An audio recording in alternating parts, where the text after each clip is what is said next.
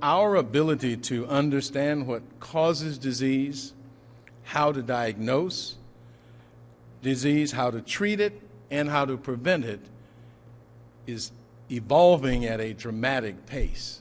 My role is responsible for the safe, the effective, and the appropriate use of our medicines, from the first time they touch someone in a clinical trial to the last time anyone touches one of our medicines anywhere in the world, and all of the touches in between.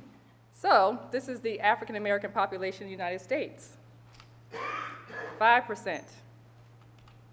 This is the African American participation in clinical trials, 16%. Hispanic population in the United States, 1%. Hispanic participation in clinical trials.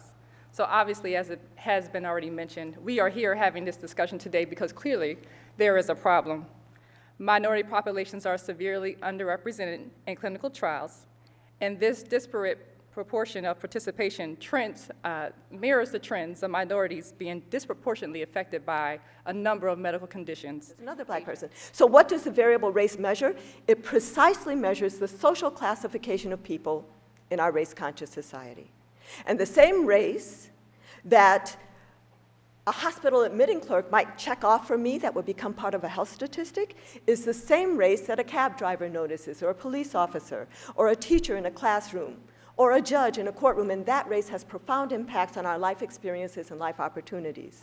And therefore, I and many other people now hypothesize racism as a fundamental cause of racial disparities in health.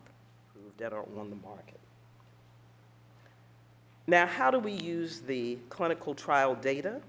Well, the data from clinical trials, obviously the main way in which we review these products, we expect that the product will be appropriate for the intended user.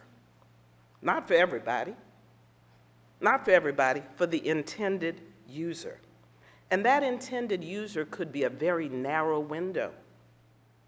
And if we're going to continue to be the economic power, the intellectual power that we should be in this country and in the world, we have to make sure that there's nobody left behind, because the world is changing.